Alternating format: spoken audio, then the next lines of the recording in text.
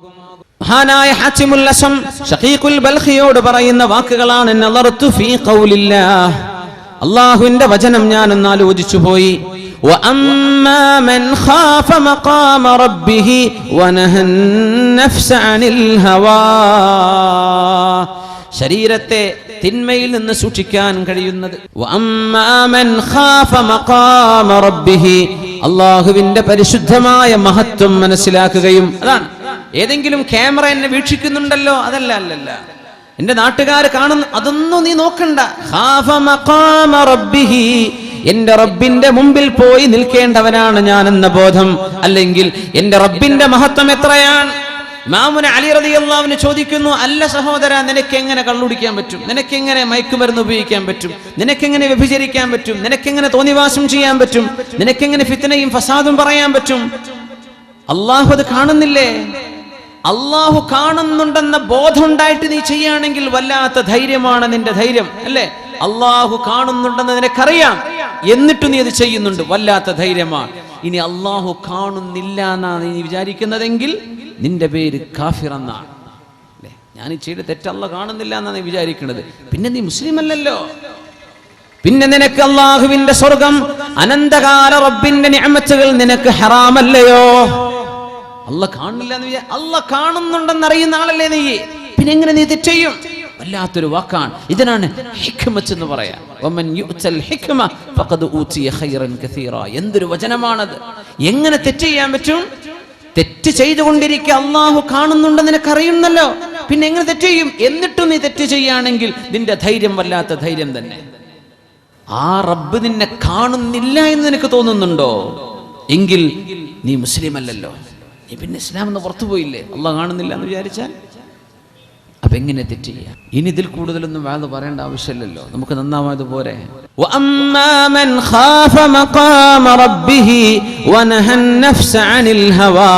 സുഹൃത്തുക്കൾ പരസ്പരം നന്മ കൊണ്ട് ഉപദേശിച്ചു കൊടുക്കണം. അതിനാണ്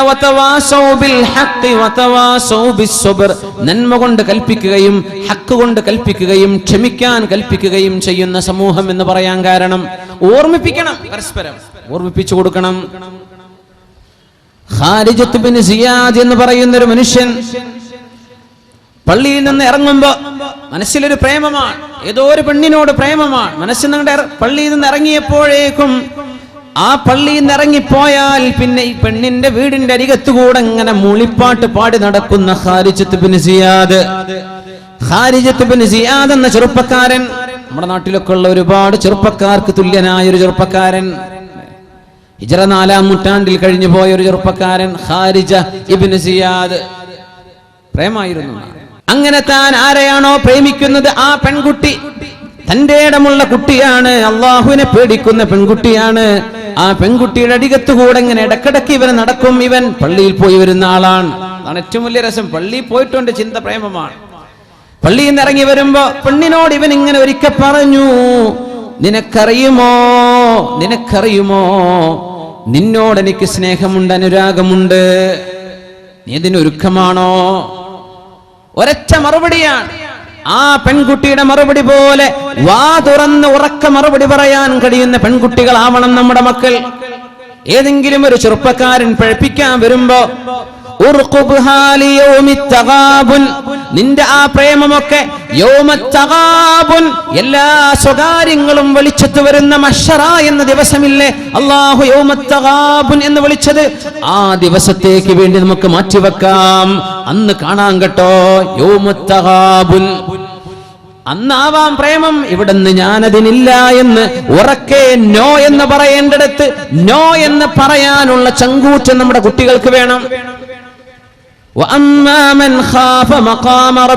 അള്ളാഹുവിനെ പേടിക്കുന്ന പെൺകുട്ടികൾ പ്രേമവുമായി വരുന്ന ചെറുപ്പക്കാരനോട് അള്ളാഹുവിനെ പേടിക്കാൻ പറയണം.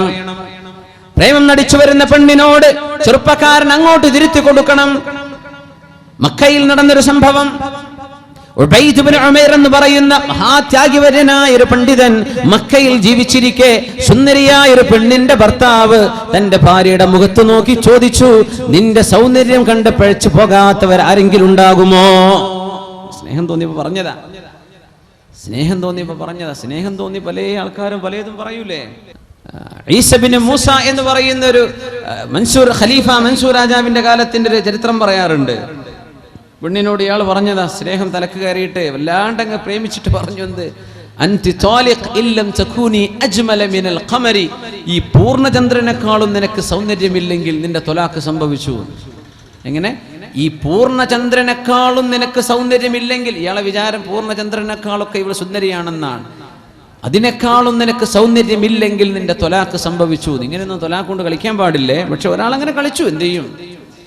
ആ പെണ്ണുടനെ പറഞ്ഞു, ഇനി ഞാൻ നിങ്ങൾക്ക് അന്യായ പെണ്ണാണ്, ഞാൻ എങ്ങനെ നിങ്ങൾക്ക് ഹലാലാകും? ത്വലാഖ് സംഭവിച്ചല്ലോ, പൂർണ്ണചന്ദ്രനേക്കാളൊക്കെ എനിക്ക് സൗന്ദര്യം ഉണ്ടെന്ന് പറയാൻ പറ്റുമോ? അവൾ ഇയാൾ നേരെ ഓടി, പടച്ചോനെ കുടുങ്ങിപ്പോയല്ലോ, ഞാൻ അതത്രയൊന്നും ഉദ്ദേശിച്ച് പറഞ്ഞതുമല്ല. നേരെ ഖലീഫ മൻസൂർ രാജാവിന്റെ അടുത്തെന്നും അവിടെ ഷാഫിഈ ഹനഫി മദ്ഹബിലെ മുഴുവൻ ഫുഖഹാക്കളെയും വിളിച്ചുകൊണ്ട് വന്നു.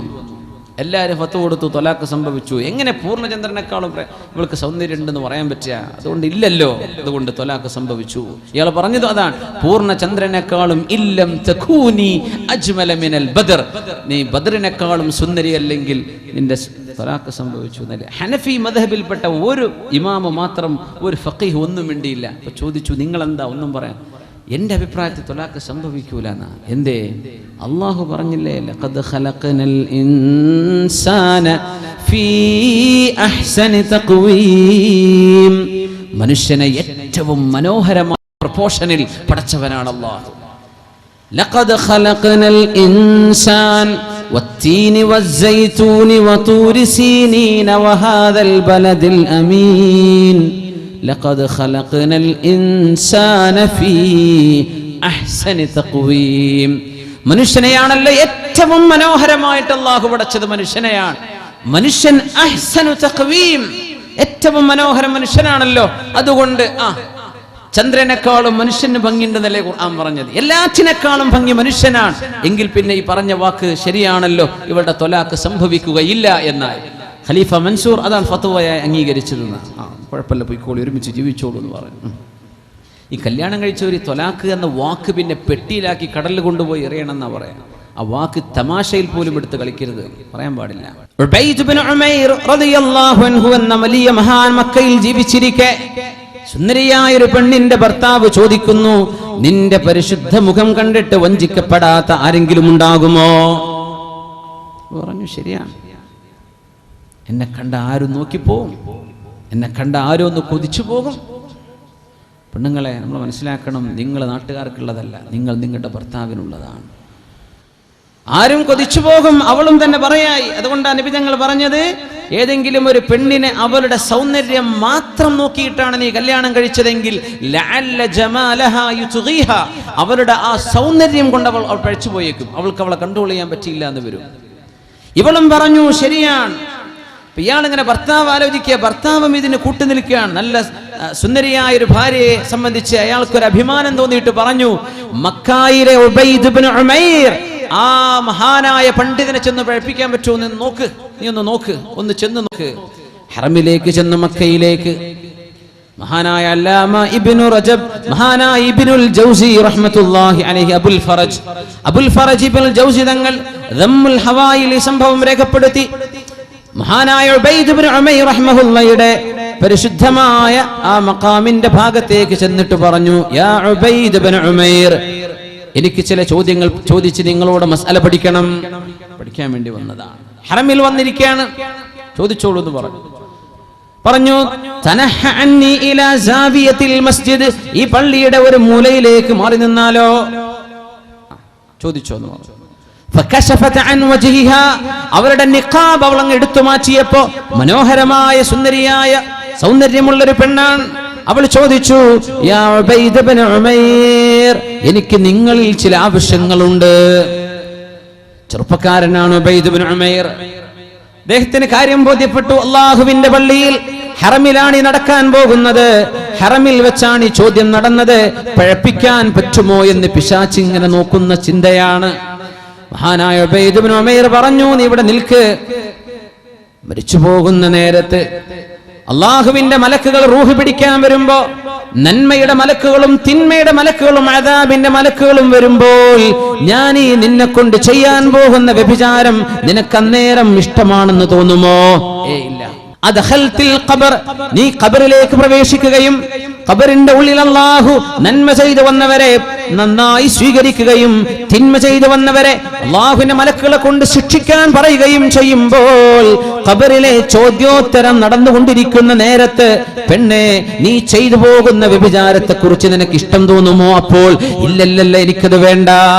ഈമാനുള്ള പെണ്ണാണ്, ഒരൽപ്പം ഈമാൻ അവൾക്കുണ്ട്. മഹ്ശറായിലേക്ക് വരുമ്പോ നിന്റെ കിതാബ് വലത് കൈയിലാണോ ഇടത് കൈയിലാണോ തരിക എന്ന് പേടിച്ച് ആർക്കാണോ നന്മകളുള്ളത് അവർ വലത് കൈയിലും, ആരാണോ തിന്മകൾ ചെയ്തു കൂട്ടിയത് അവർക്ക് ഇടതിലും നൽകപ്പെടുമ്പോൾ ആ നേരത്ത് നീ കൊതിച്ചു പോകുമോ ഈ തിന്മ സംഭവിച്ചെങ്കിലും? നീ കൊതിച്ചു പോകുമോ ഈ തിന്മ ഉണ്ടായെങ്കിലെന്ന്? അതല്ല, വേണ്ടെന്നാണോ പറയാ? വേണ്ട വേണ്ട വേണ്ട. ശുറാച്ചിലൂടെ നീ കടക്കുമ്പോൾ ഓരോരുത്തരും അമലുകൾ കുറഞ്ഞു പോയവർ, കുഫറിന്റെ ആളുകൾ, മഅസിയത്തിന്റെ ആളുകൾ, തിന്മയുടെ ആളുകൾ നരകത്തിലേക്ക് ഇങ്ങനെ വീഴുമ്പോ സത്യവിശ്വാസികൾ മാത്രം ജയിച്ചു പോകുമ്പോൾ നീ ആഗ്രഹിക്കുമോ ഇങ്ങനെ ഒരു തിന്മ ചെയ്തിരുന്നെങ്കിൽ എന്ന് നീ കൊതിക്കുമോ? ഇല്ല. ഫരീഖും ഫിൽ ജന്ന വഫരീഖും ഫിസ് സഈർ, ഇവർ സ്വർഗ്ഗത്തിലേക്ക് ഇവർ നരകത്തിലേക്ക് എന്ന് അല്ലാഹു പറഞ്ഞു വിടുമ്പോ ആ നേരത്ത് ഈ തിന്മ നിന്റെ കൂട്ടിന് വരാൻ നീ ആഗ്രഹിക്കുമോ? ഇല്ല ഇല്ല, എനിക്ക് വേണ്ട.